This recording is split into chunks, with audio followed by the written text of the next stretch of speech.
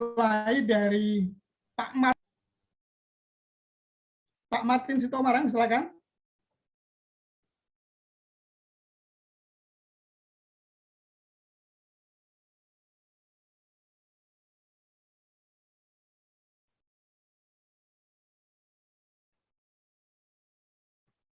Dari Medan.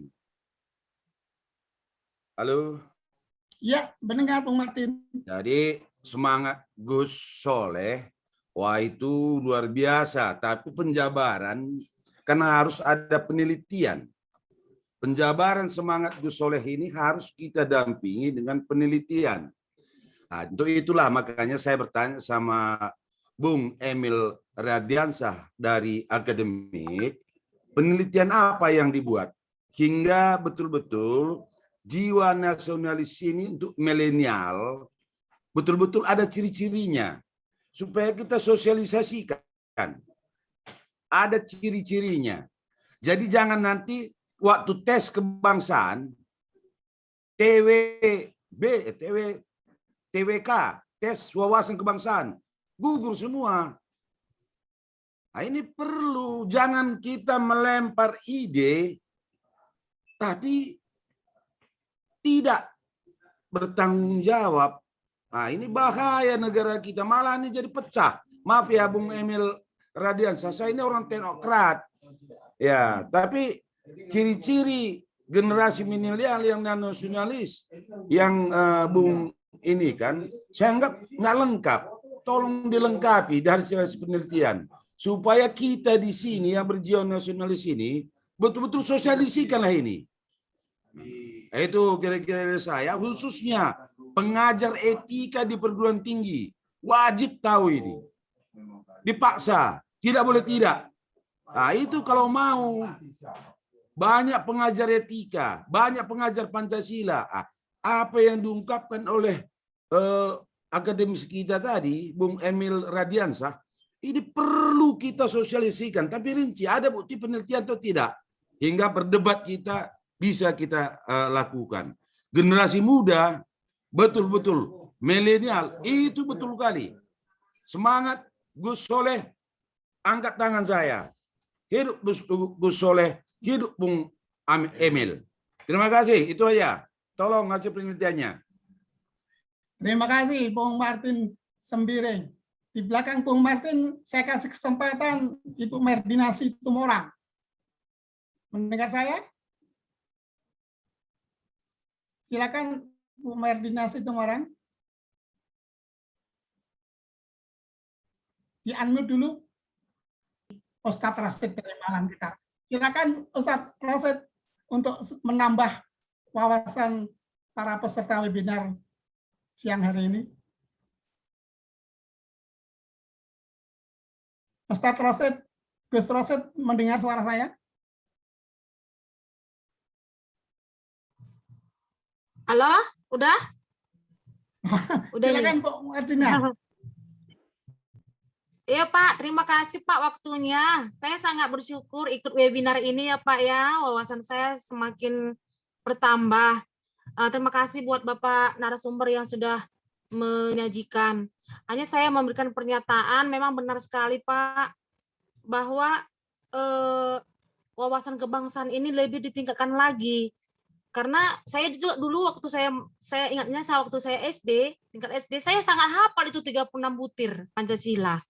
Gitu ya. Apakah saya tidak tahu, memang mungkin saya bukan dunia pendidikan sih, hanya bagian khusus penyuluhan, mungkin berkurang. Maka di sini saya melihat penyajian dari Bapak tadi, Bapak Emil tadi, milenial ya kan Pak. Berarti kalau kecepatan itu, kecepatan digital sangat cepat, maka kita juga sebagai aktivis dari pendidikan, aktivis apapun kita, apalagi dalam agama cinta ini, memang benar-benarlah kita Pak lebih bergandengan lah bersama-sama bagaimanalah untuk memberikan wawasan kebangsaan itu kepada generasi milenial kita ini, karena memang zaman udah semakin canggih Pak. Maka di sini juga undang-undang itu semakin apalagi ditingkatkan lagi undang-undangnya untuk memberitakan berita-berita hoax, berita-berita yang membuat NKRI ini pecah belah Pak. Itu aja Pak, saya kasih pernyataan Pak dari Merdina Pak. Terima kasih ya Pak. Terima kasih Bu Medina. Ustadz Rosat, Iya Pak. mendengar suara saya? Kalau begitu saya kasih kesempatan kepada yang jauh, Ibu Patmosari. Ya,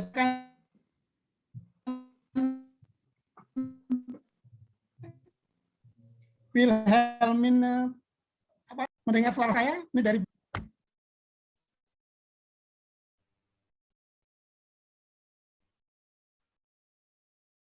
Pak Poltak Marbun. Pak Poltak Marbun, mana wajahnya? Silakan Ustadz Rosat, ini sudah muncul videonya saya lihat. Untuk melengkapi ini wawasan kita. Iya. Terima kasih Bapak Muhardi Karyanto, Gus Soleh, guru kami, Pak Muhardi. Ya, kalau masalah nasionalisme itu memang kita harus istilahnya itu melakukan secara istimroria, secara kontinu, terus-menerus, apalagi kondisi bangsa yang berbeda. Artinya nasionalisme itu harus diterjemahkan sesuai dengan zaman kita, kondisi kita. Harus ada inovasi untuk memahamkan. Selain itu, saya secara pribadi itu juga mengharapkan nasionalisme itu harus juga diberikan keteladanan dari para elit-elit yang menjadikan resistensi, penolakan, itu karena faktor keteladanan. Kalau faktor pengajaran, bagaimana kita memberikan pencerahan, Gus Soleh saya tahu itu sudah lama sekali untuk membuat opini, memberikan pencerahan kepada masyarakat. Tapi pencerahan-pencerahan kita itu kurang menggigit kalau keteladanan para elit itu tidak ada. Yang kedua, kalau kita mau menata masalah nasionalisme kita harus sepakat untuk memerangi berita-berita hoax yang ada. Artinya, kita harus membuat narasi alternatif di media online untuk memberikan perimbangan informasi agar media-media itu tidak dikuasai oleh kelompok-kelompok partisan.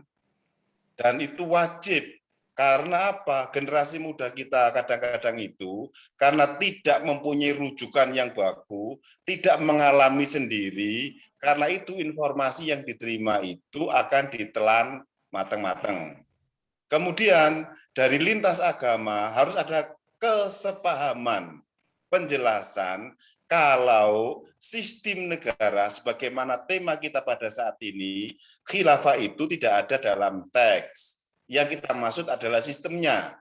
Kemudian nilai-nilai itulah yang kemudian diserap untuk masuk dalam sistem negara kita.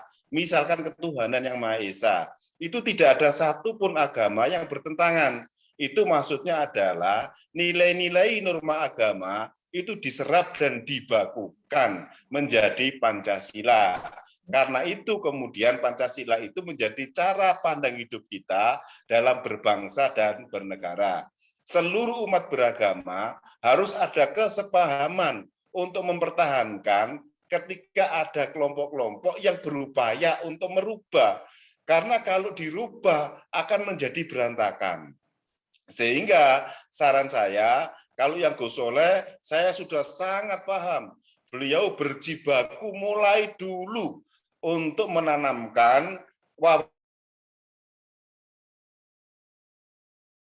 bagaimana dari agama cinta ini nanti bisa memberikan masukan. Mbok yao elit-elit politik itu memberikan keteladanan. Dan keteladanan itulah yang sekarang di negara kita itu hampir terkikis. Dalam teori pengajaran, kalau diajarkan saja belum paham. Tapi kalau diberikan keteladanan, dipraktekkan, itu akan menjadi pemahaman yang sangat mendalam. Saya pikir Ini tambahan dari saya, dan tema pada sore hari ini itu sangat bagus, biar teman-teman lintas agama itu paham. Tidak usah memperdulikan orang-orang yang mencoba untuk mendirikan khilafah. Tidak mungkin, karena tidak ada. Kan gitu ya. Sistemnya kayak apa itu juga tidak ada. Kan itu. Itu adalah isu-isu yang di-move oleh partisan untuk keuntungan-keuntungan tertentu, sehingga tokoh-tokoh agama harus memberikan pemahaman kepada umatnya masing-masing. Demikian dari saya, terima kasih kesempatannya dan mohon maaf bila ada kekhilafan dalam berbicara. Kami kembalikan kepada Bapak Muhardi Karjianto selaku MC. Matur suwun Bapak. Suwun Ustaz, biar berimbang ini suara dari Malang dan dari Medan. Saya melihat Bapak Pendeta Poltak Marbun ada di depan saya tadi. Pak Poltak Marbun, Bapak Pendeta? Ya. Silakan. Ya, salam Pancasila.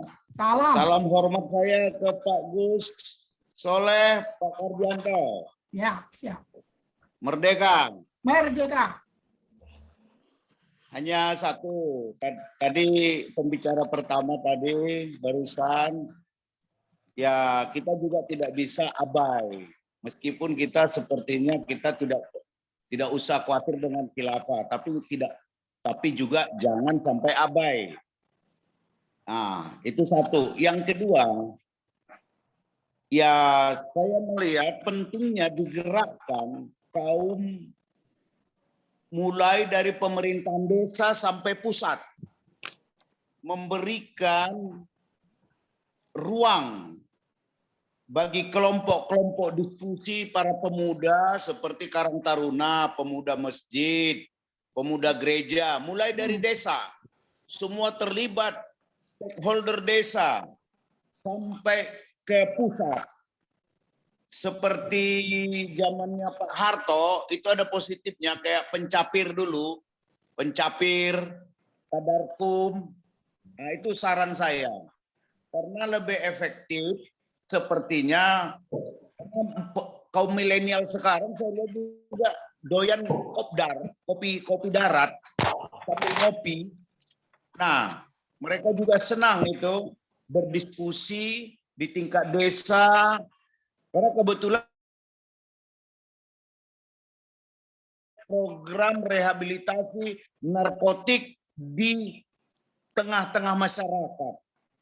Itu mulai tingkat desa, kita kumpul, ngopi, ngobrol-ngobrol tentang penanggulangan narkotik.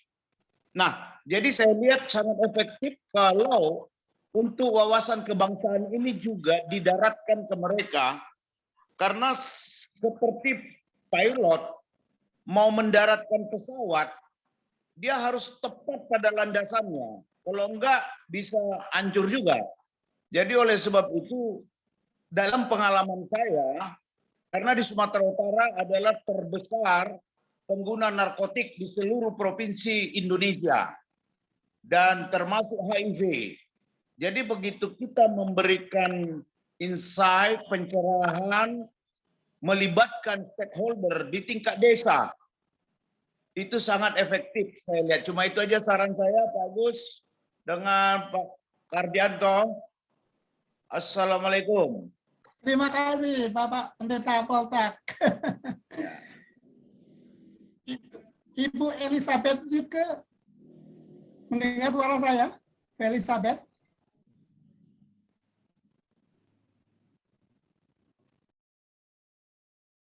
Yang dari Malaysia, dari cabang NU Malaysia, Ibu Sutini. Ibu Sutini, Hong Kong maksudnya, PCNU Hong Kong. Ibu Sutini mendengar suara saya?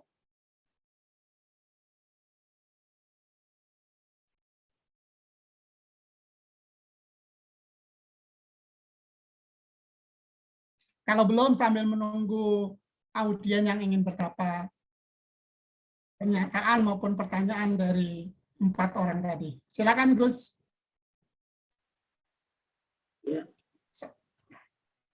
Terima kasih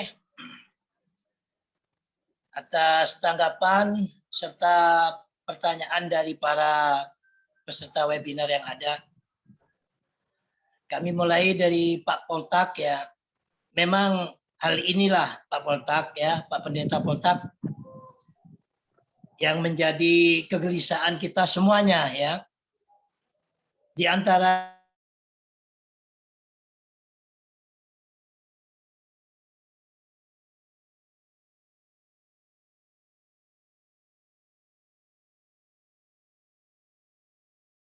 Suaranya hilang, guys. Ampera. Estafet dari orde lama ke orde baru. Semua apa-apa yang berbau orde lama ini dihancurkan. Bahkan dibantai habis oleh orde baru.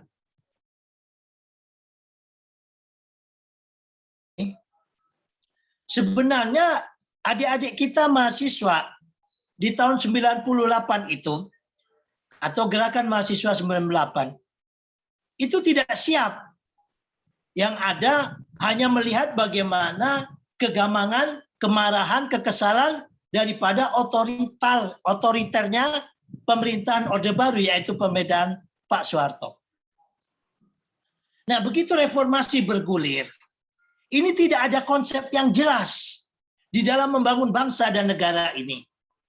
Sehingga Undang-Undang Dasar kita diamandemen begitu sangat luar biasanya. Bahkan hampir kehilangan daripada ruh dari Undang-Undang Dasar 45 itu sendiri. Amandemen ke-1, amandemen ke-2, sampai amandemen ke-4 atau ke-5, Pak Muhardi ya. Nah, disinilah untuk pembelajaran kita semuanya. Bagaimana kita membangun bangsa ini harus ada kelanjutannya. Apa yang berbau di Orde Baru ini, semuanya hampir dimusnahkan. Seperti yang dikatakan oleh Bapak Pendeta Poltak tadi mengenai kelompok pencapir ya, mengenai hal-hal seperti adanya di dalam Pancasila itu, Santiaji Pancasila, terus adanya P4 dan lain sebagainya. Hal yang semacam itu yang dianggap penting dan perlu untuk memperkuat karakter budaya bangsa ini, meskipun itu produk dari Orde Baru. Kalau memang itu baik, janganlah dihancurkan ataupun dibuang. Kami generasi santri dari NU itu senantiasa diajarkan, yaitu apa? Untuk mempertahankan yang lama yang baik dan memperbaiki yang kurang baik untuk diperbarui. Jadi ulama-ulama NU ini tidak pernah istilahnya membuang habis daripada generasi-generasi yang terdahulu. Itu yang senantiasa diajarkan di pesantren, ya. Jadi mengambil sesuatu yang lama, ya, yang masih baik itu muqaddam, didahulukan. Dan membuang ataupun menyempurnakan yang lama untuk diperbarui. Nah, negara kita tidak. P4 itu penting, sangat penting ya. Terus adanya simulasi Pancasila itu juga nggak ada. Dan yang lebih miris lagi, Pak Pendeta Poltak, tahun 2002 atau 2003, nah itu Indonesia ini diamandemen juga, tidak lagi diwajibkan. Nah, disinilah ya. Terus salah satunya juga di Orde Baru, Pancasila sebagai ajas tunggal. Ini merupakan suatu bentuk protek, pagar, bahkan benteng bangsa ini. Karena Pancasila ini adalah warisan dari pendiri bangsa. Nah, dengan upaya yang sangat luar biasa zaman Orde Baru, dengan menjadikan Pancasila ini sebagai ajas tunggal, perlawanan pro kontra dapat diselesaikan dengan baik. Termasuk salah satunya HMI, ya. Di HMI-nya Gus dulu Pak Mardi itu yang termasuk tidak menerima ajas tunggal Pancasila, Batko Jombang kan gitu. Sehingga HMI pecah menjadi HMI MPO, Majelis Penyamat Organisasi, yang tidak menerima ajas tunggal, dan juga ada HMI yang menerima ajas tunggal. Ini prosesnya cukup alot dan benar-benar melalui langkah-langkah yang cukup panjang. Tetapi begitu di era reformasi, ajas tunggal Pancasila ini dibuang. Nah, dari sinilah negara tidak bisa hadir untuk memproteksi daripada sesuai yang kita maksudkan dengan tema kita, paham-paham transnasional ini. Partai-partai yang dulu harus berajaskan Pancasila tidak lagi berajaskan Pancasila. Jadi jangan salahkan kalau sekiranya ada partai, contoh soal partai apa yang PK, dilanjutkanlah PKS kan gitu ya, tidak berajas Pancasila karena ajas tunggalnya ini sudah dicabut. Begitu juga ormas-ormas yang ada. Jika sekiranya Indonesia ini mayoritas Kristen, mungkin terjadi kegaduhan juga. Ormas-ormas ataupun sinode-sinode Kristen di Indonesia, di Kementerian Agama, lebih 300 sinode yang masuk kan gitu. Tanpa ada filter. Begitu juga sekte-sekte, paham-paham dari Islam. Ini semuanya tumpluk masuk di Indonesia tanpa adanya filter. Karena ajas tunggalnya ini tadi dicabut. Bentengnya ini dibongkar. Pagarnya ini diambil. Sehingga siapapun bisa masuk ke Indonesia ini. Dan ini menjawab kepada semua pertanyaan daripada narasumber Pak Marbia. Di sini Gus ceritakan, kenapa Indonesia yang awalnya itu bisa dikatakan masyarakatnya sangat Pancasilais dan sangat berpegang teguh pada Pancasila, hanya ada kelompok-kelompok kecil. Kelompok-kelompok kecil tersebut salah satunya adalah sisa NII, ya, negara Islam Indonesia dulu di zaman Kartosuwiryo, yang mana sudah dieksekusi mati di zaman Bung Karno. Nah, di dalam pemerintahan Orde Baru, kelompok NII ini justru dipagari ada di Pondok Pesantren Az-Zaitun, ya, tepatnya itu ada di Hargelis di Indramayu. Terus kelompok-kelompok yang lainnya, kelompok-kelompok Islam Jamaah, ya, itu sangat eksklusif. Dari kelompok eksklusif ini yang mudah atau gampang sekali melahirkan pemikiran radikalis, ya, dipagari oleh Orde Baru menjadi lemkari, tetapi dengan catatan kekuasaan dan politik lebih penting daripada kebangsaan, ya. Nah, ini yang kadang menjadikan keliru kan gitu. Mereka harus digiring masuk dan coblos Partai Golkar kan gitu Pak Mardi. Nah, Lemkari atau Islam Jamaah ini dulu juga menjadi gangguan kan gitu.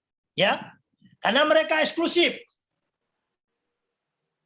Mereka mencuci pakaian kalau bukan dari jamaahnya sendiri menganggap tidak masih najis kan gitu.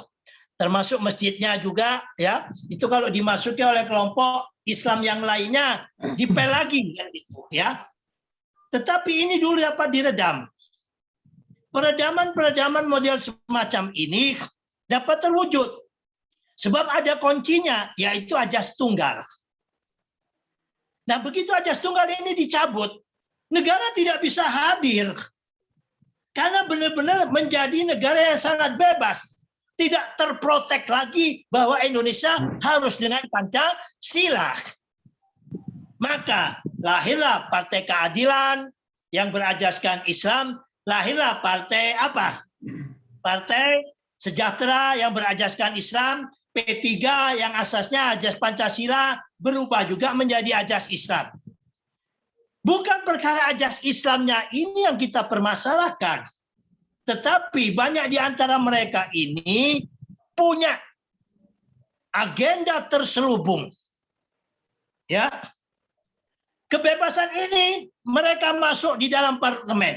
Begitu mereka merasa begitu kuat. Pancasila ini dihabiskan di sedikit demi sedikit.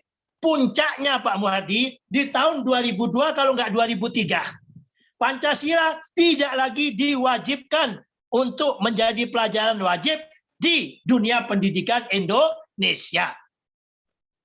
2004 ada orang, kalau ganteng sih cukup ganteng Pak Muhardi. Pak Muhardi kalah ganteng ya, apalagi jenderal. Nah ini ya termasuk Gus juga waktu itu, sama Pak Fance Rumangkang ya, sama Pak siapa namanya Roy Martin dan teman-teman yang lainnya ya dari Demokrat yang asli. Demokrat ini kecil Pak Muhardi, lebih kecil dari PSI waktu itu. Gus karena nggak pernah mau masuk partai, teman minta tolong ya Gus tolong kan gitu, keliling ke kiai-kiai Jawa Timur ya. Nah, partai kecil ini berkolaborasilah dengan partai yang punya agenda di luar Pancasila. Ternyata terus menang dan minta 5 kementerian yang sangat-sangat strategis dan juga mengakar kepada rakyat. Salah satunya Menteri Sosial, Menko Info, BUMN. Bicara yang 3 ini saja, Indonesia bisa dikuasai sudah. Menteri Pertanian. Dan satunya lupa saya Pak Muhardi, menteri apa itu? Nah, di Kementerian Pertanian ini, dari pusat sampai ke bawah, diganti semua dengan orang-orang mereka.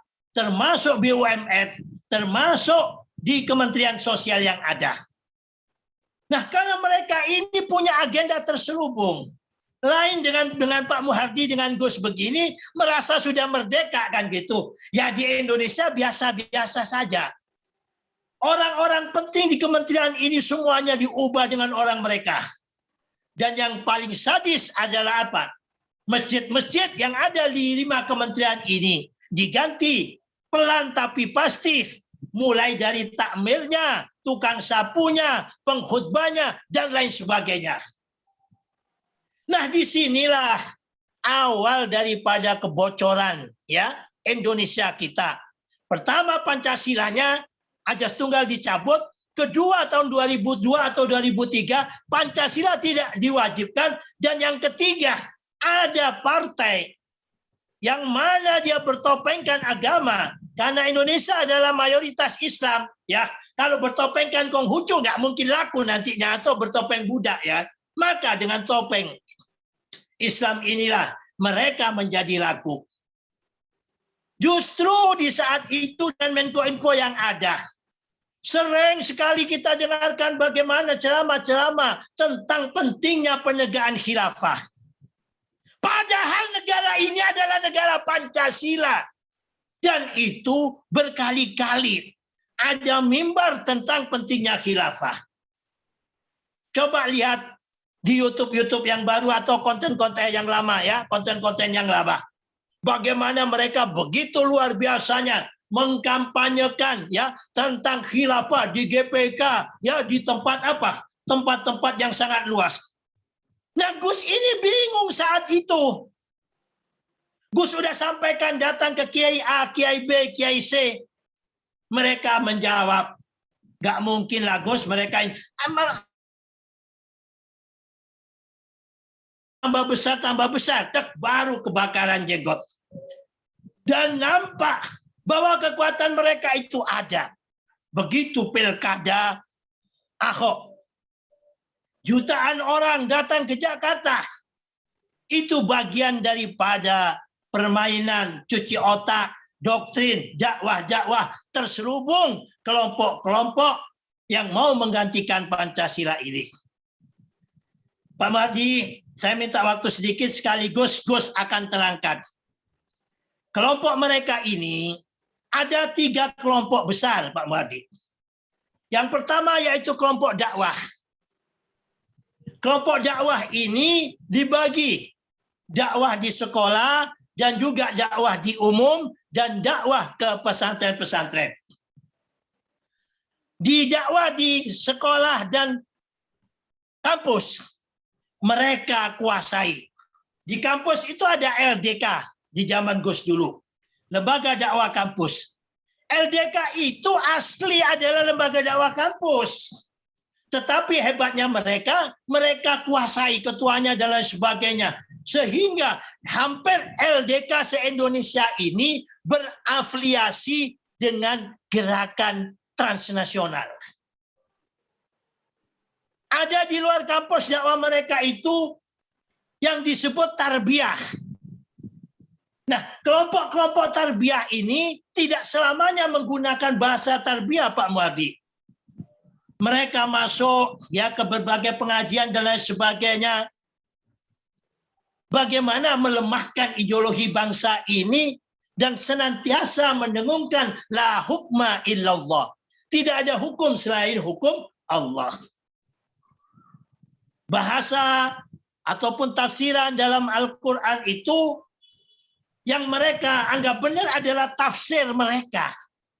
Padahal penafsiran itu adalah hasil ikhtiar daripada para ulama-ulama ulama-ulama Islam. Yang mutlak adalah Qur'annya. Tapi kalau sudah bicara tafsir, lahirlah madhab. Radikalisme itu sebenarnya tumbuh apabila orang merasa bahwa madhabnya yang paling benar. Nah, disinilah awal radikalisme itu terjadi. Menganggap pemikiran orang lainnya salah. Kalau kami orang-orang NU senantiasa diajari pemikiran wasatiyah, pemikiran yang moderat. Bahkan orang bilang, NU itu kok kayak apa? Syiah. Loh, NU itu Syiah banget, tetapi biduni imamah. Hanya ulama-ulama NU lah yang takjim kepada turunan Nabi Muhammad. Dipanggilnya Habib, dicium tangannya, bersodako kepada habaib, mau ngawulo kepada habaib. Itu ulama-ulama NU. Inti daripada orang Syiah itu adalah apa? Cinta kepada Ahlul Bait. Daripada mazhab sekte-sekte Syiah yang lainnya, terlebih-lebih kepada kelompok yang imamah ini yang bersinggungan dengan konteks kenegaraan, kan gitu. Karena konteks imamah ini hampir sama dengan konteks khilafah. NU juga tidak mengharamkan sistem khilafah, Pak Hardi. Silahkan Anda menggunakan khilafah, tetapi jangan di Indonesia. Ini keputusan ulama-ulama NU. Kalau Anda menggunakan sistem khilafah di Indonesia ini, kata orang Madura, ya cong, laban gelu engkau, kan gitu. Lawan dulu kami orang-orang NU dan Muhammadiyah. Karena ulama-ulama NU ataupun masyarakat NU dan Muhammadiyah serta beberapa kelompok yang lainnya, ini ada sebelum bangsa ini merdeka. Mereka turut serta memproses lahirnya Budi Utomo, ya, lahirnya Sumpah Pemuda sampai pada proses Hari Kemerdekaan 1945. Bahkan bukan hanya itu saja. Beberapa bulan setelah kemerdekaan yang ada, Belanda minta bantuan kepada Inggris dengan nikahnya. Datang ke Surabaya, ke Pelabuhan Tanjung Perak, ya, sampai ke Jembatan Merah sana di Petean. Bung Karno minta wasiat, minta nasihat, dan minta tolong kepada ulama-ulama NU yang ada di Surabaya sana. Akhirnya diserukan seruan resolusi jihad. Sehingga terlahir hari 10 November itu karena nasihat atau permintaan permohonan daripada presiden. Ya, ingat, Pak Karno waktu itu sebagai umaro. NU bukan orang yang takut, Pak Muhardi. NU itu adalah para ulama-ulama dan santri-santrinya yang mengamalkan firman Allah, ati Allah wa atiur rasul wa ulil amri minkum. Taat kepada Allah, taat kepada Rasulnya, dan taat kepada ulil amri. Pemerintahan yang sah. NU begitu digencet di zaman Orde Baru. Bahkan pemilihan ketua umum saja sering sekali ya diganggu. P3 dulu partai-partai. Ini yang menjadikan suatu bentuk perpecahan. Umat Islam dikumpulkan di P3. Karyawan dan lain sebagainya dikumpulkan di Golkar. Non-Islam dikumpulkan di PDIP. Sehingga kelompok-kelompok intelijennya cendana ini untuk memecah belah. Bagaimana suara Golkar bertambah dan PDIP tidak serta P3. Mereka senantiasa menyampaikan apa? Kalau P3, PDI itu partainya orang-orang kafir. Nah, itu Pak Mahdi. Kalau di Madura,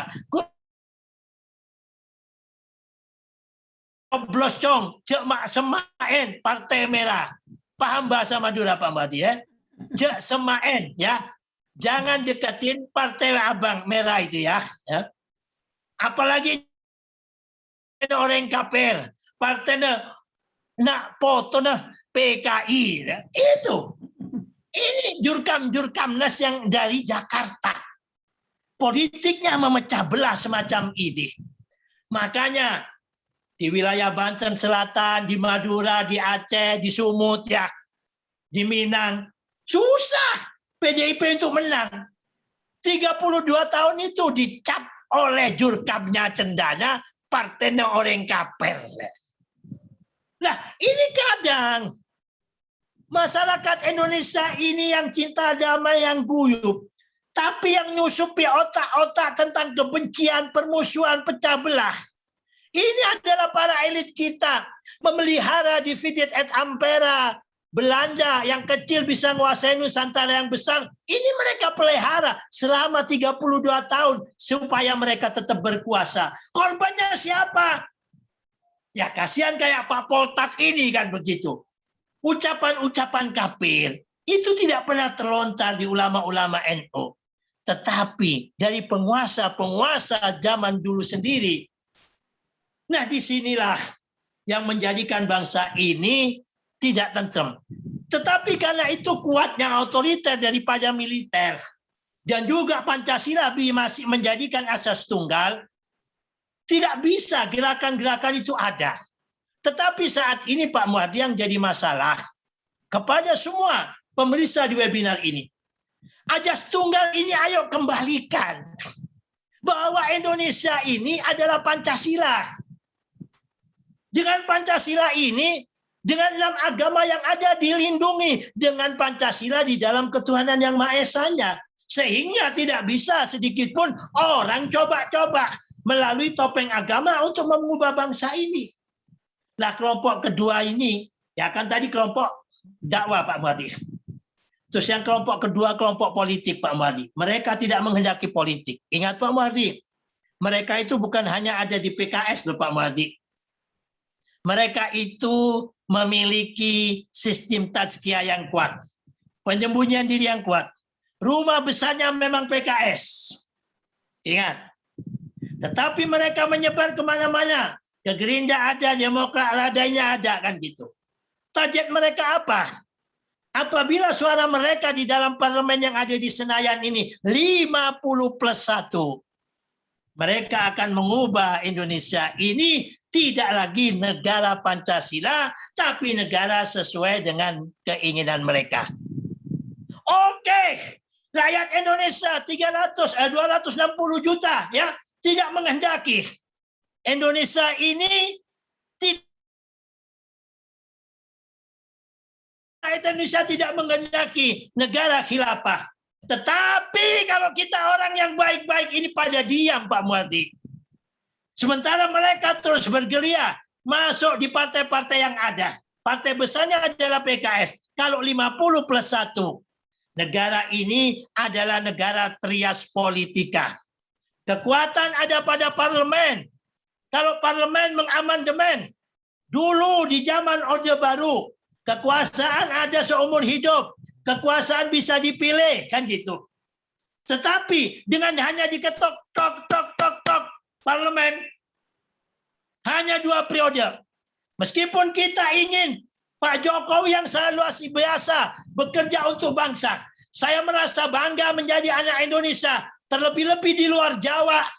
Cukup bangga kepada Papua, daerah timur dibangun yang dulu hanya dikeruk kekayaan alamnya. Tetapi apa daya kita, Pak Muhadi, ya kan? Karena amandemen yang ada tidak bisa seumur hidup, hanya cukup dibatasi 2. Kalau mau mengubah 3, harus melakukan amandemen. Nah, yang kita takutkan dengan tidurnya orang-orang baik ini tidak mau bergerak, tidak mau menguasai parlemen. Tahu-tahu mereka bersembunyi di partai-partai yang ada dan jumlah mereka 50+1. Diubahlah bangsa ini. Ini kelompok politiknya. Terus yang ketiga yang ngeri adalah kelompok jihadis. Apabila konsep dakwah ini, ya, yang mana mencari masa dan sebagainya, dan konsep politik tidak bisa tercapai, maka mereka menggunakan ayat memperkosa ayat jahidu, ya, untuk berperang, untuk memerangi. Nah, disinilah peran penting daripada pemerintah dan tokoh-tokoh masyarakat serta tokoh agama. Ayo kita proteksi diri kita dulu. Keluarga kita, masyarakat kita, lingkungan kita, dan wilayah sekitar kita. Mereka ini senantiasa, Pak Muhadi, melakukan webinar tentang khilafah dan lain sebagainya. Ini hampir tiap hari dari berbagai elemen-elemen yang mereka miliki. Dan yang ngeri sekali yang terjadi saat ini apa, Pak Muhadi? TNI bekerja sama dengan salah satu lembaga Islam, ternyata itu adalah lembaganya kelompok-kelompok radikalis. Membagikan Al-Quran di Irian. Ya Allah, ini pada TNI. Punya bais, kan gitu. Masih kecolongan. Nah, disinilah. Ayo, melalui BPIP, ya, dan juga melalui DPR yang ada. Ayo segera ajarkan kembali anak didik kita untuk diwajibkan kembali Pancasila. Yang tahun 2002 atau 2003 ini Pancasila tidak diwajibkan. Ubah lagi, wahai wakil rakyat. Kalian duduk dibayar di... Rakyat menginginkan segera diamandemen kembali atau diketok kembali. Wajibkan pelajaran Pancasila dari SD kalau perlu PAUD sampai perguruan tinggi untuk memperkuat karakter budi anak bangsa kita di dalam melawan menangkis pemikiran-pemikiran, paham-paham isme-isme dari agama yang transnasional ini. Tanpa kita wajibkan kembali pelajaran Pancasila, maka akan nonsen. Dan terima kasih apa yang disampaikan oleh Gus Rosa tadi dari Batu. Ahil Kirom, perlu adanya ketauladanan. Ketauladanan daripada bapak bangsa kita, pemimpin-pemimpin kita. Ya, teladan yang dilakukan oleh Pak Jokowi begitu bagus, begitu luar biasa. Tapi menteri-menterinya belum bisa. Ini harus ada kesepadanan. Ya, silakan waktu kembalikan kepada Pak Malik. Silakan moderator. Ya, ini baru mulai. Tadi terputus. Mau disambung, Gus? Ya, silakan. Lanjut. Kita kasih kesempatan dulu dari Hong Kong, Ibu Sutini atau Ibu Kartini. Dari Pak Louis. Dari Pak. Jadi sebelum Pak Emil, Pak Madi. Ya. Pak Emil mau jawab mungkin. Oh ya. Pak Emil dulu. Saya kasih kesempatan penanya dulu. Tapi kalau mau menanggapi sekarang, silakan, Pak Emil. Iya, baik Pak Muhardi, terima kasih atas kesempatannya. Tapi nanti saya mohon izin pamit terlebih dahulu karena saya harus memberikan ini materi kuliah kepada adik-adik mahasiswa kita. Gitu. Kuliahnya online aja.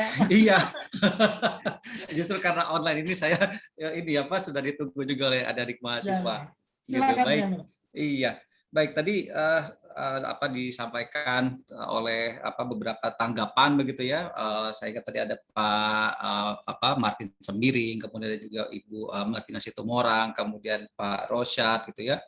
Nah, memang generasi muda kita saat ini adalah generasi yang memang sangat cepat perkembangan pengetahuan mereka begitu, apalagi dengan informasi yang semakin cepat mereka terima begitu. Jadi kejadian pada satu tempat pada saat itu juga informasi itu langsung mereka terima, baik berupa gambar, gambar foto ataupun gambar bergerak gitu ya, dalam bentuk video gitu. Nah, sehingga kita juga harus bisa menyamai gerak langkah generasi muda ini, generasi milenial, generasi Z ini ya, bahwa pola pikir kita juga tidak boleh lagi secara sederhana gitu, tapi juga kita juga harus mulai memahami bagaimana sih pola pikir teman-teman di generasi milenial dan generasi Z ini tadi. Salah satu yang dulu dalam satu rangka siswa-siswi SMA, dan waktu itu kami sempat ke beberapa pesantren baik yang ada di Banten ataupun waktu itu sempat ke Madura juga kami. Di situ ada pertanyaan bagaimana kita harus catch up gitu, bagaimana harus menyamai gerak langkah ini. Pertama ya kita juga harus menguasai teknologi ini tadi gitu. Kita juga harus bisa mengikuti apa sih tren yang sedang berkembang di pembicaraan anak-anak muda ini tadi, sehingga kita bisa menanggapi hal-hal yang mereka sampaikan, kegelisahan mereka, kritis mereka begitu, sehingga nanti tidak ada kritik yang sifatnya tidak membangun dari generasi tersebut.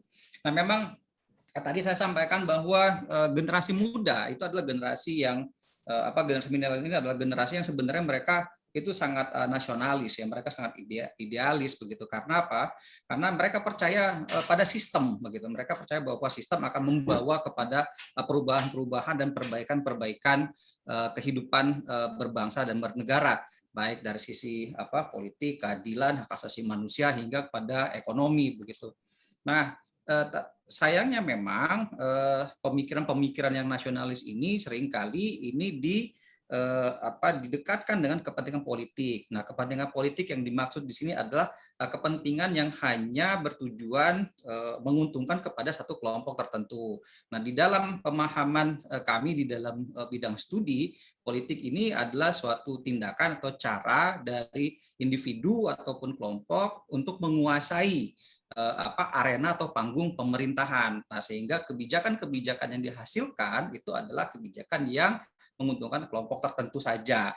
Nah, sementara generasi milenial saat ini itu mereka punya pandangan bahwa kami ini adalah bangsa Indonesia, maka yang kami lakukan sebenarnya adalah untuk perubahan dan perbaikan bangsa Indonesia begitu. Saya ingat dalam satu pembicaraan saya dengan teman saya yang keturunan Tionghoa gitu mengatakan begini, saya ini lahir di Indonesia loh, saya tuh sudah saya malah tidak tahu siapa kakek nenek saya yang ada katanya masih ada atau ada di Tiongkok sana itu.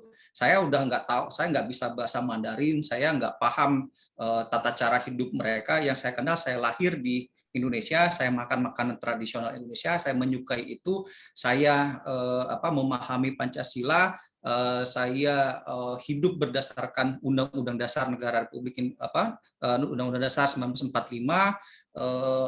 dibentuk, dibangun di dalam sistem pendidikan yang menghormati nilai-nilai Pancasila, Undang-Undang Dasar 1945, NKRI, dan semuanya gitu. Tapi kenapa kami dicap begitu ya? Kami dicap sebagai perwakilan gitu katanya dari orang-orang Tiongkok tersebut. Padahal saya nggak ngerasa, saya mungkin mata saya yang sipit katanya, mungkin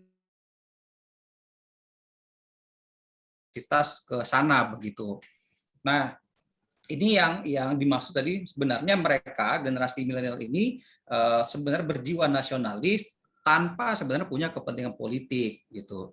Nah, hanya saja ini tadi gitu karena kemurnian yang mereka miliki tadi itu diarahkan pada kelompok-kelompok tertentu untuk memihak gitu. Nah, jadi kesadaran generasi milenial mengenai politik sebenarnya ada gitu. Mereka paham politik itu apa gitu kan.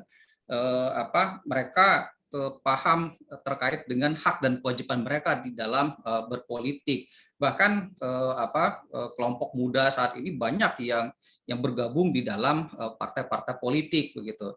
Nah, hanya saja pada saat masuk ke dalam politik yang sebenarnya begitu. Nah, ini yang menyebabkan kemudian ada pola-pola pengaruh bahwa kalau masuk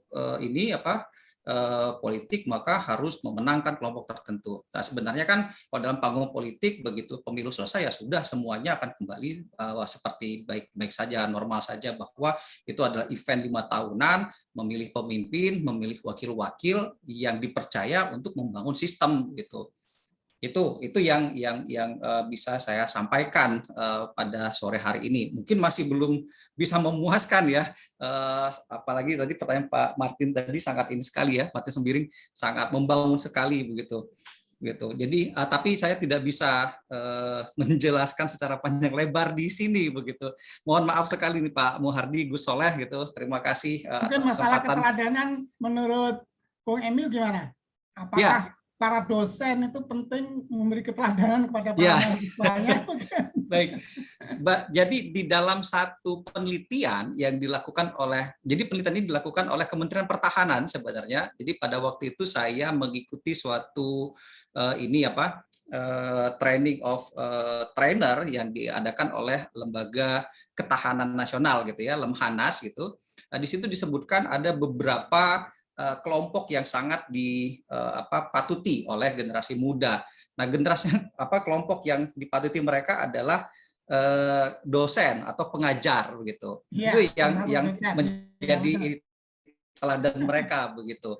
Baru kemudian pada yang berikutnya adalah ulama gitu ya, pemuka agama begitu.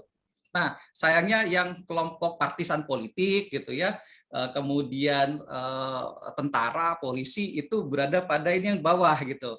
Nah, jadi ada semacam ketidakpercayaan yang masih cukup tinggi. Nah, mudah-mudahan sih saya melihat ada perbaikan-perbaikan sebenarnya dari lembaga-lembaga negara begitu ya, untuk pertama memperbaiki image menjadi image pertama ya, kemudian sistem gitu agar lembaga negara, pejabat begitu ya, kemudian aparatur negara ini menjadi sosok yang menjadi teladan bagi generasi muda. Tapi itu menempati urutan pertama, kemudian pemuka agama yang kedua. Begitu yang bisa saya sampaikan, Pak Muhardi, Gus Soleh. Saya mohon maaf, saya izin dulu karena mahasiswa saya sudah menunggu. Terima kasih Bung Emil yang sudah panjang lebar menanggapi pertanyaan, pernyataan maupun sedikit curhat tadi dari para peserta. Ya. Mudah-mudahan cukup puas webinar siang sampai sore hari ini. Tetapi sebelum webinar ini ditutup, Pak Mardi, ya, minta closing statement. Ya. Closing statement. Masih sempat Bung Emil closing statement? Boleh. Ya, silakan. Ya, saya dulu ya. Mohon maaf ya, ini Gus Soleh. Ya, jadi dari saya closing statement-nya adalah bahwa generasi muda sebenarnya adalah generasi yang masih bisa dipoles gitu ya. Generasi muda adalah generasi yang bisa dikembangkan pola pikirnya sehingga mereka dapat menjadi tulang punggung negara, menjadi apa yang kita harapkan terhadap mereka yang nantinya akan memimpin kita. Jadi generasi muda adalah generasi yang penting bagi bangsa Indonesia. Mereka merupakan investasi kita di masa mendatang. Begitu Pak Muhardi. Muhardi bisa disampaikan, Gus Soleh. Apalagi tahun 1930 kita akan mendapat bonus demografi katanya. Betul. Jadi satu orang yang produktif bisa menghidupi 3 jiwa. Jadi berarti sangat tergantung pada generasi muda ini. Kalau generasi mudanya semua sudah terpapar ideologi transnasional, saya tidak bisa membayangkan tahun 30 jadi apa negara Indonesia. Mungkin sebelum giliran Gus Soleh, saya minta waktu sedikit, saya kasih kesempatan ke floor. saya melihat tadi ada yang gelisah itu Bung Novian Mahendra. Novian Mahendra atau Ibu Patmosari yang mau memberikan yang dari jauh sana dari ya, silakan. Saya pamit dulu Pak Muhardi ya. Ya silakan Bung Emil. Ya, Selamat ya pengajian. semua Bapak Ibu, Assalamualaikum warahmatullahi wabarakatuh. Selamat sore Waalaikumsalam semuanya. warahmatullahi wabarakatuh. Jadilah akademisi yang jujur ya Pak ya. Terima kasih. Silakan Patmosari. Itu dulu di unmute dulu mikrofonnya. Mikrofonnya di unmute dulu. Ya, silakan. Oke. Selamat sore semuanya saudara-saudaraku di webinar. Semangat terus ya. Semangat. Ini ada usulan saya, Pak. Saya merasakannya tuh di Belanda ini. Orang-orang kaya tuh di sini kayaknya hampir tidak ada ya. Karena yang kaya sekali diambil 40%. Nah, pertanyaan saya berkali-kali mungkin saudara-saudara kita semua bosan dengarnya. Kemanakah uang pajak kita sejak tahun 45 sampai hari ini? Kenapa tidak sampai ke tangan? Satu bulannya itu cukupnya 2 juta rata-rata ya. Jadi kalau yang tidak punya penghasilan seperti ibu-ibu yang tahu umur 65 ke atas itu harus dikasih, termasuk orang cacat, dikasihlah 2 juta, 2 juta. Tapi yang masih muda dikasih kesempatan berkali-kali cari kerjaan, tapi selama belum dapat kerjaan, diberi bantuan kira-kira mungkin 1 juta. Jadi paling tidak ada uang. Saya kira mengenai ekonomi inilah yang amburadul, banyak rakyat kelaparan, akhirnya banyak yang lari ke luar negeri. Kalau saya enggak, kebetulan saya ke luar negeri bawa anak-anak sekolah ya.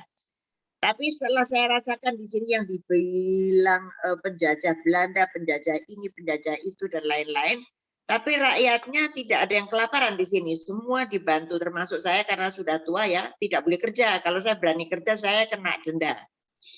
Nah, bantuan itulah yang saya kira penting untuk perut rakyat kita, yang orang-orang selama ini nganggur atau apa. Jadi uang itu diambil dari uang pajak yang masuk. Nah, nanti tinggal pemerintah nombokin dari apa dari hasil bumi dan lain-lain itu. Saya punya usul begitu. Semoga presiden berikutnya bisa mendalamin kebutuhan rakyat. Jangan sampai ada kericuan seperti sekarang. Akhirnya rakyat-rakyat miskin dipergunakan oleh para koruptor untuk menghantam pemerintah, termasuk kaum radikal inilah. Begitu saja usulan saya. Semoga presiden berikutnya akan bisa membagi uang pajak untuk rakyat. Selamat sore Terima kasih, dan Bung selamat Patmosari. bertugas semuanya. Saya bisa memahami karena saya banyak keluarga di Belanda juga. Ya, Cuma di sana itulah. pajaknya 60%. Pajaknya 60% mereka memang bisa memelihara orang tua, bisa memberi tunjangan pengangguran, bisa memberi tunjangan orang tua. Wajar. Ya. Karena pajaknya 60%. Lah Indonesia pajaknya cuma 10%.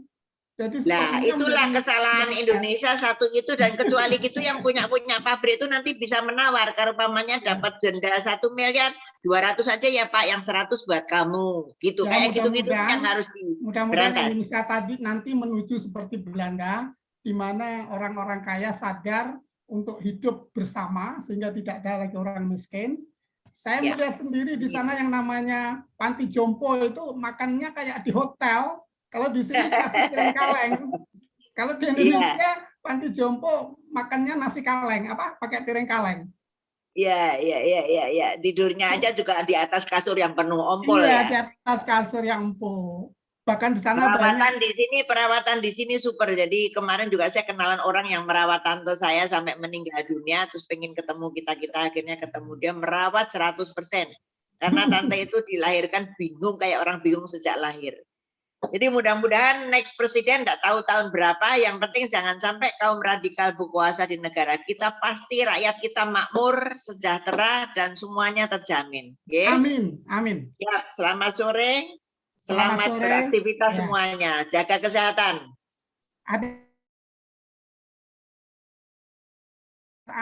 Supriyani. Terima kasih Bunda. Iya. Sama-sama. Niken Praba mau diberi kesempatan. Niken Praba dari tadi nongol keluar nongol. Saya lihat Niken Praba. Novian Mahendra. Ya Pak. Novian Mahendra mendengar suara saya? Pak. Ya silakan Tuti Rahayu. Ayo silakan. Sudah tunjuk tangan tapi malu. Di Iya. unmute dulu. Itu Mbak Tuti masih di Oh ini unmute. Niken Prabaya, silakan Niken Prabaya. Mati, speakernya mati Mbak Tuti. Dan sekarang Niken hidup. Ya Pak, Silakan. begini Pak, bagaimana caranya untuk menumbuhkan rasa nasionalisme kepada anak-anak yang usianya 10-12 tahun itu, biar mereka benar-benar bisa tumbuh nasionalismenya. Kira-kira ada pengalaman mungkin dari Bapak atau Ibu? Itu aja. Terima Ya, kasih. terima kasih. Ada lagi di belakang Ibu Niken? Kalau tidak ada, saya serahkan. Ini yang Kartini Sutini dari Hong Kong biasanya aktif. Iya, Bu Kartini dari Hong Kong, saya silakan. Ibu Bu Kartini, mendengar suara saya?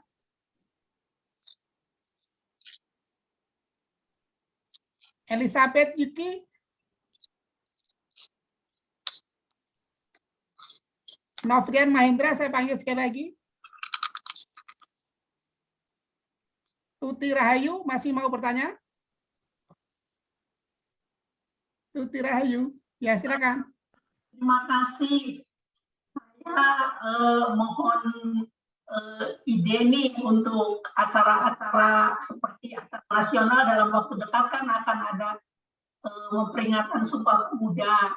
Nah mungkin saya sharing aja ini sama Ibu tadi siapa yang mengenai pembinaan nasionalisme. Nah mungkin itu acara-acara itulah yang perlu kita adakan kegiatan gitu loh bagi anak-anak muda. Kan banyak sekali ya dari Sumpah Pemuda, kemudian Kebangkitan Nasional, kemudian nah itu saya kira itu yang perlu digalakkan seperti itu. Kalau boleh tahu Bu Tuti Rahayu dari mana? Dari Bandung, Pak. Dari Bandung. Ya, usulan akan diterima, Gus. Siap, Gus. Terima kasih. Saya lihat Pak Duhadi Utasoid tunjuk tangan, saya persilakan. Ya, ini mungkin penanya terakhir. Assalamualaikum warahmatullahi wabarakatuh. Salam sejahtera bagi kita semua. Maka jiwa nasionalisme saya semakin kuat atas semua pernyataan Bapak Gus Soleh, sungguh luar biasa. Sebagai masukan dari saya, ya tentu dalam untuk meningkatkan jiwa nasionalisme itu, ya tidak jauh dari dalam dunia pendidikan. Dulu awalnya waktu SD saya, ya itu pengamalan Pancasila itu ya sungguh luar biasa dalam untuk meningkatkan jiwa nasionalisme. Artinya pemahaman dalam dunia pendidikan harus diterapkan. Yang kedua, tokoh-tokoh agama, bahkan pendeta, ustadz, kiai ya perlu ceramah dalam hal kebangsaan itu, dalam penerapannya. Tapi yang paling saya, kalau menurut saya harus dibuat lagi dalam dunia pendidikan. Itu yang bisa saya masukan dari saya. Terima kasih Bapak Gus Soleh, MJ, sungguh luar biasa. Semoga Bapak sehat selalu. Amin. Terkait dengan tadi atas pernyataan Ibu dari Hong Kong ya.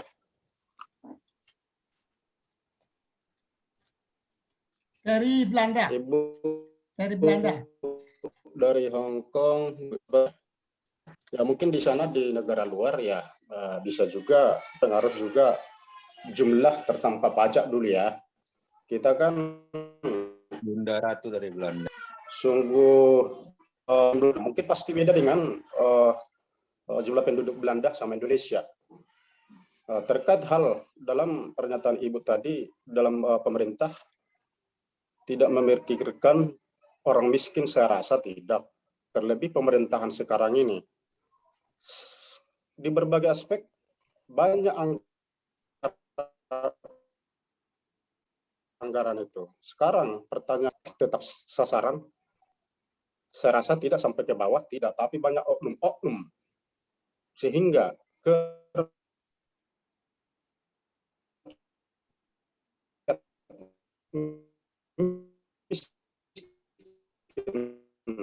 dalam hal anggaran kita sebagai rakyat, masyarakat juga bisa mengontrol program orang karena sudah diatur dengan undang-undang. Tidak hanya Orbas yang bisa atau inspektorat atau yang lain yang bisa mengawal itu semua, masyarakat juga bisa karena itu diatur undang-undang. Itu yang bisa saya sikapi pernyataan Ibu yang dari Belanda tadi.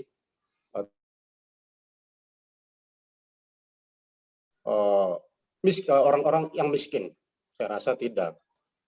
Pemerintah selama 2 periode saya perhatikan, kalau saya menyimak anggaran itu, ya mau perhatikan orang miskin, rakyat.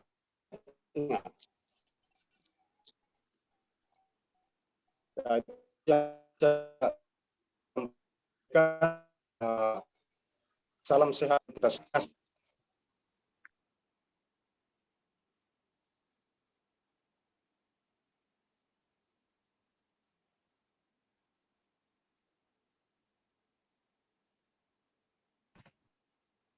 Halo, kok putus suaranya? Di sini kok tidak ada suara ya? Ya, closing statement dari Gus Soleh. Oh, internet saya kelihatannya yang bermasalah. Ya, tapi sekarang sudah bagus kembali. Silakan Gus.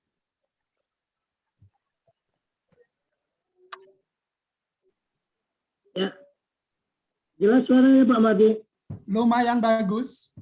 Ya, seharian hujan dan mendung di mana-mana.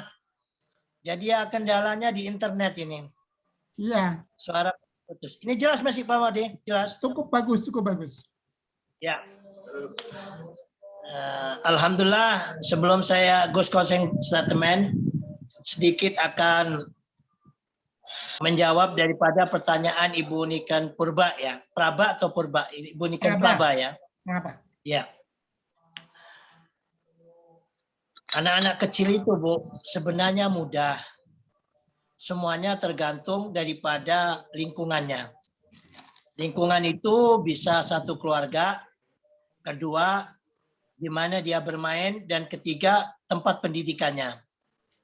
Nah, di sini bagaimana pemerintah ini bisa memikirkan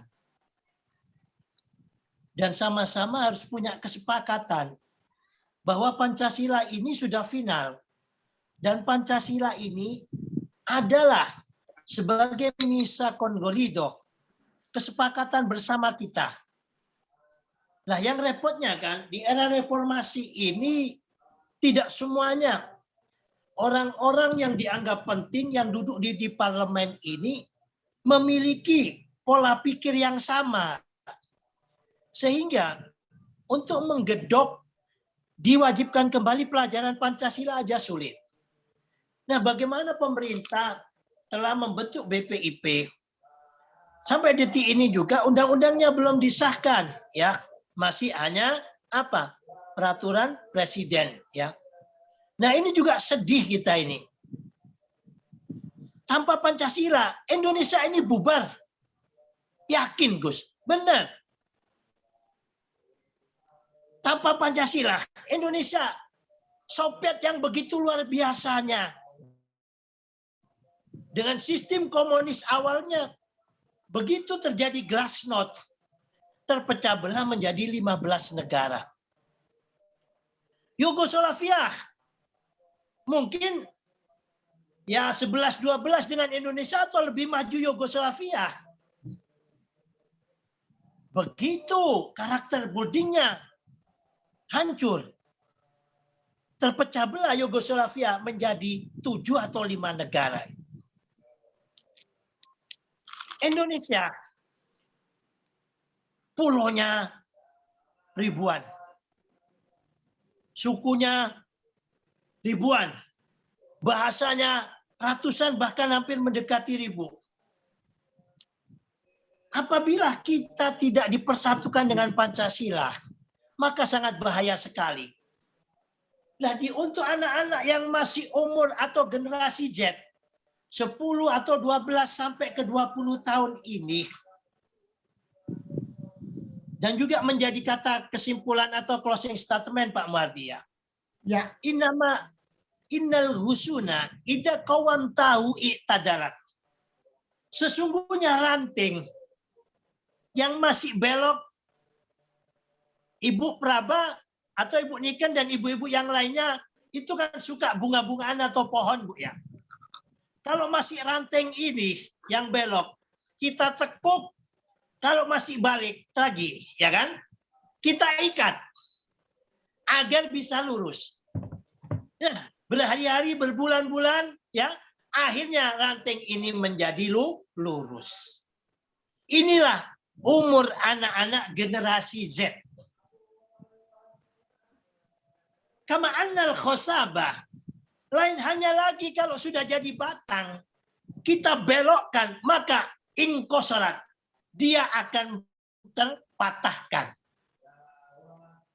Justru di umur-umur generasi Z ini, bahkan bila perlu mulai PAUD, SD, SMP, ya, SMA, ini digenjot terus tentang pelajaran Pancasila, penanaman nilai-nilai Pancasila, baik melalui simulasi dan lain sebagainya.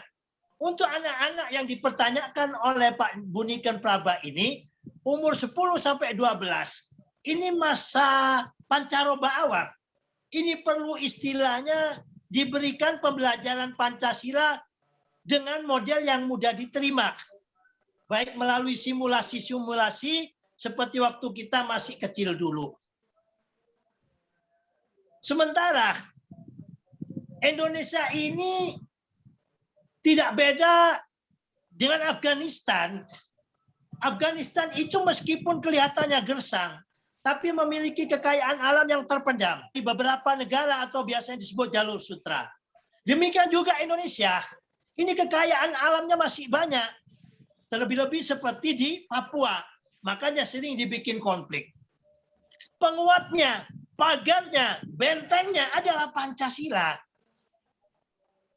Jadi melalui webinar ini, untuk menangkis daripada pemikiran dan paham transnasional, baik itu transnasional kiri, ya, yaitu paham-paham komunis dan sejenisnya, alhamdulillah saat ini sudah dianggap runtuh atau tidak berkembang begitu maksimal, tapi tetap kita harus waspada, ya. G30 SPKI ini merupakan bagian daripada sejarah kelam bangsa kita. Janganlah istilahnya di dalam kita memperingati G30S ini menimbulkan suatu bentuk kedendaman. Jangan, hilangkan jiwa dendam itu, ganti dengan nilai cinta dan kasih.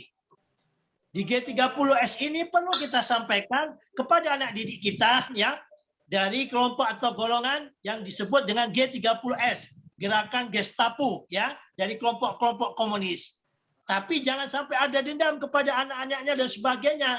Dan alhamdulillah itu pernah dilakukan rekonsiliasi nasional oleh Gus Dur. Nah, yang saat ini yang masih juga menjadi ancaman, sekali lagi, tetap kita waspada pada gerakan transnasional kiri, ya. Dan yang perlu kita lebih waspadai lagi, apalagi dengan kebangkitan Taliban, yaitu gerakan transnasional kanan ataupun kelompok radikal kanan atau kelompok radikal agama ini. Nah, mereka ini memang ada, tidak banyak.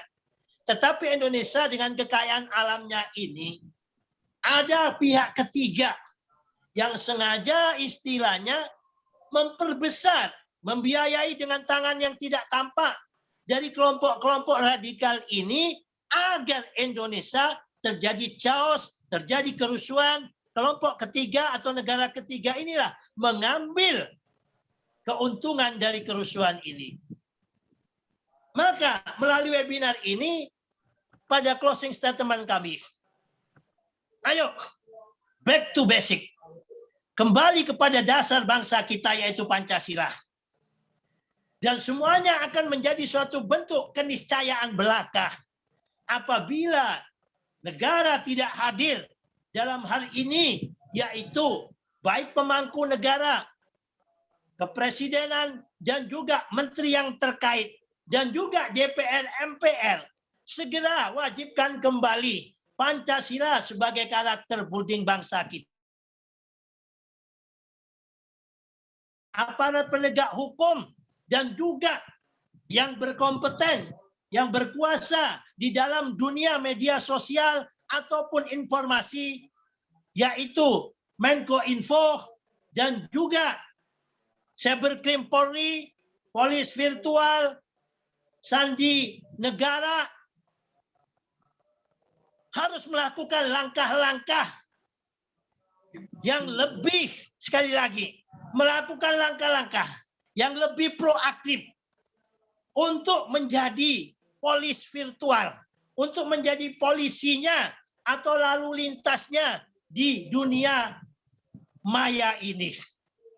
Terlebih-lebih kader ataupun generasi kita, generasi Z ini, mereka anak-anak ini keinginan tahunya sangat besar. Dan di atas juga di generasi Z yang ada nantinya, apabila satu, Pancasila sudah tidak diwajibkan, media sosial kita tidak ditertibkan, manusia bergerak melalui otak, melalui pikiran. Pikiran ini tergantung apa yang dia baca, apa yang dia pikir, apa yang dia serap. Kalau anak didik kita sudah tidak diwajibkan lagi Pancasila, hanya selipan yang ada di PPKN dan jamnya sangat terbatas, maka jangan salahkan an-nasu a'da'un ma jahilu. Manusia itu memusuhi kalau nggak tahu. Lah, generasi kita tidak tahu dengan baik, dengan detail tentang Pancasila. Disisipi pemikiran tentang khilafah, tentang negara agama, tentang negara Tuhan. Sementara Pancasilanya hanya 0 sekian %. Ya jelas dong, dia akan mengatakan, oh, ngapain Pancasila, khilafah saja. Nah, mau jadi apa generasi bangsa kita kelak? Nah, di sini kami sebagai aktivis kebangsaan dan aktivis lintas agama yang ada di komunitas lintas iman dan juga jamaah pengajian kebangsaan ini, bisanya hanya menyampaikan, bisanya hanya menghimbau, bisanya hanya berharap kepada bapak-bapak kami, ibu-ibu kami, kanda-kanda kami yang kebetulan diberi jabatan oleh Tuhan yang di atas sana, dari eksekutif, legislatif, dan yudikatif. Ayo, Indonesia ini mau baik atau tidak, ada di tangan bapak-bapak, ibu-ibu semuanya yang saat ini berkuasa. Baik itu di parlemen maupun yang ada di eksekutif. Jadikan Indonesia ini rumah kita. Ayo kita jaga rumah ini. Baik itu kenyamanannya, ketentramannya, kedamaiannya. Kalau tentram, damai, pasti akan sejahtera. Tetapi kalau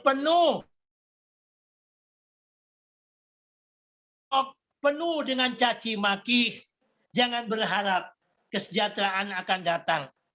Bila tidak ada damai, jangan pernah berharap adanya campur tangan Tuhan untuk memberkati Indonesia ini. Demikian dari kami, mudah-mudahan kita sebagai anak bangsa ini tidak pernah lelah mencintai Indonesia yang luar biasa ini. Ingat, Indonesia ini rumahku. Indonesia ini rumahmu. Indonesia ini rumah Anda. Indonesia ini rumah kalian semuanya. Bukan rumah satu suku, bukan rumah satu agama, bukan rumah satu golongan, tapi rumah kita semuanya. Mari kita rawat bersama. Kalau ada genteng yang bocor, jangan saling menyalahkan. Mari sama-sama kita handerbeni dan gotong royong untuk cari tangga dan diganti gentengnya agar tidak bocor. Inilah Indonesia kita dengan keguyupan dan gotong royongnya. dari kami, tak ada gading yang tak retak, tak ada manusia yang tidak punya salah dan hilaf. Apabila ada kebenarannya semata-mata dari Allah, Tuhan yang maha benar. Apabila ada kesalahannya dari kami sendiri selaku hamba Allah yang dhaif.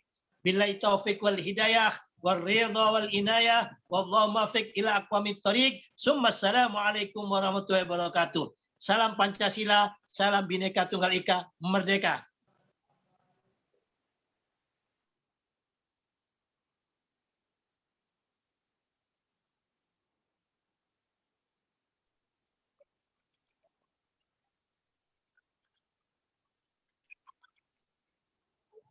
Oh, ada puisinya nggak? Ya. Foto Halo, Beb. bersama dulu, Beb. Oh, Beb, boleh, foto boleh. sama dulu, Beb. Oke, silakan. Lupa Mas Nurul nggak foto bersama dari tadi.